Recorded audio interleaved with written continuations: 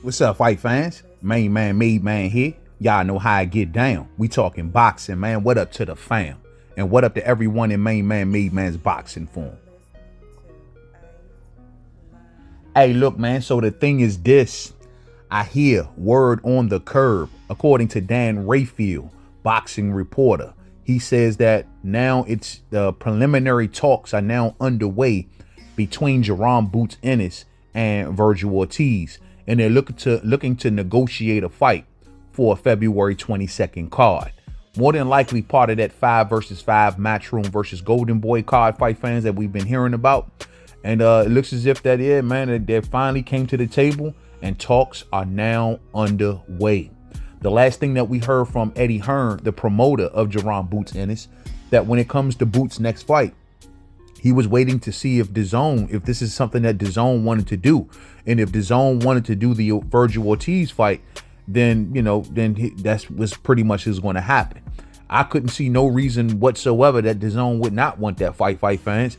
And if it lands on a Turkey Al Sheikh Riyadh season card, which that's what we've been hearing, there's no way that Turkey Al Sheikh wouldn't want this fight as well.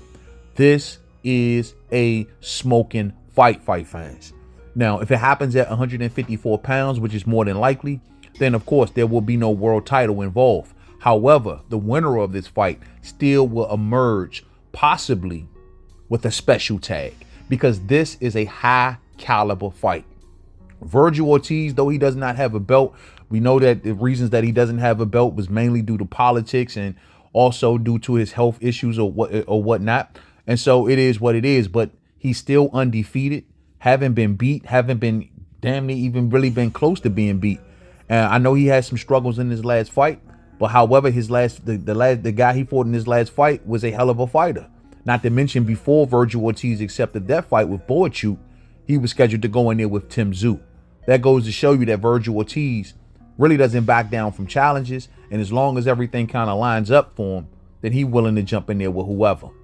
Now, when it comes to Jaron Boots Ennis, he is a world champion at 147 pounds, but that wouldn't mean much at 154 pounds. Jaron Ennis is coming off of his last fight against Karen Chukajan in a rematch in which he is being criticized heavily by boxing fans due to his performance. Though his performance was pretty decent. However, Chukajan showed us a lot about Jaron Boots Ennis, and it's now made some question marks rise up around boxing fans' heads. Like, how good is Boots? A fight like this with Virgil Ortiz would certainly give us that answer. A lot of people looked at Boots in that current fight and they didn't like how he looked defensively. And people are wondering, is Boots a high-powered offensive fighter?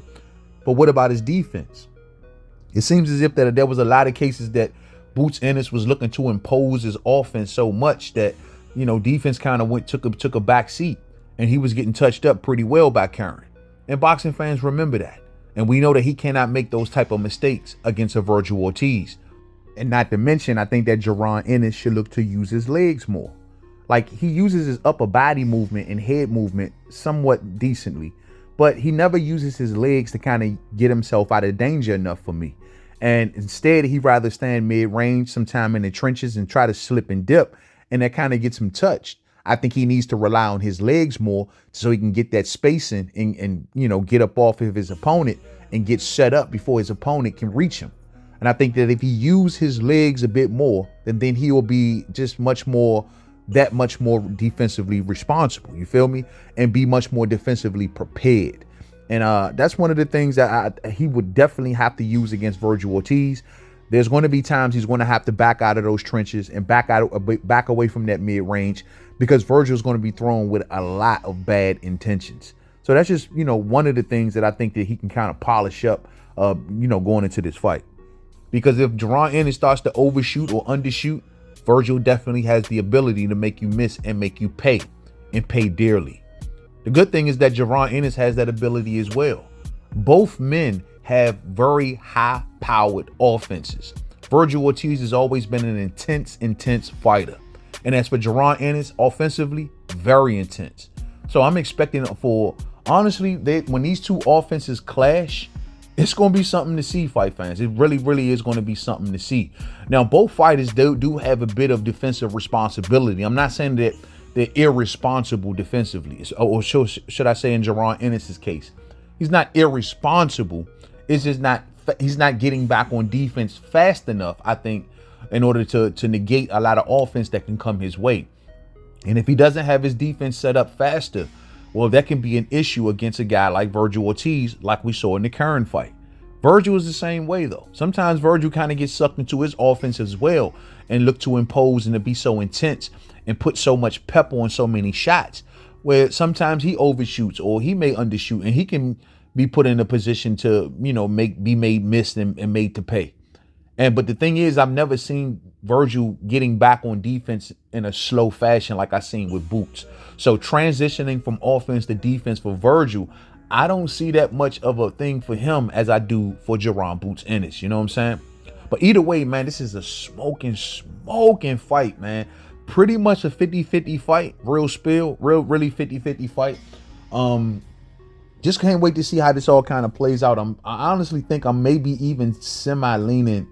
You know what? I'd rather not say. I just rather not say. But I just think that this is going to be a good 50-50 scrap. We know that these two should have scrapped back down at 147 pounds, but we never got the fight due to the politics pretty much not lining up in that situation.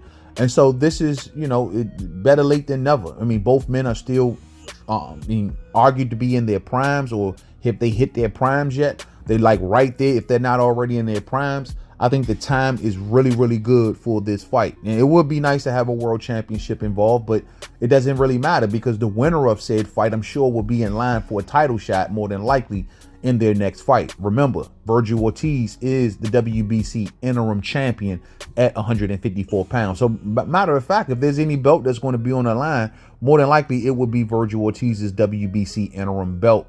And whoever normally has that WBC interim belt normally becomes a WBC Mando in due time.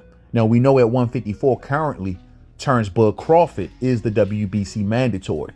So his situation will have to get out of the way first before either one of these guys get a crack at that WBC title fight, fans. So we'll see how it all kind of plays out, man. But this is a great fight. I'm glad that they're at least at the table, in the talking stages. I'm hoping that it all goes well and we get this across the finish line. I hope Eddie Hearn doesn't come out with no little shenanigans or no little schemes or whatever, man, and try to do something to keep Jaron Ennis at 147. Oh, we tried to work out of the deal with Boots, but, unfortunately, Boots just wasn't available. And, we tried to do everything we could.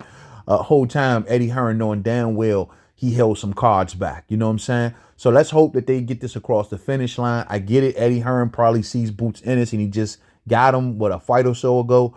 And maybe just, a little nervous about his investment going into such a high caliber fight, especially by it being Boots's first fight at 154 pounds. So I can understand the nerves on Eddie Hearn, but you got to let the kid fly, man. If he is who he says he is and who many people dub him to be, then he's going to have to get out here and prove. You got to take the training wheels off Eddie, and it's time to put him in the deep end. Let's see how it goes. Thumbs up on the way out. If you didn't hit it on the way in, share. Rock those bells. We get out real soon on the live stream. To the next video. Peace out.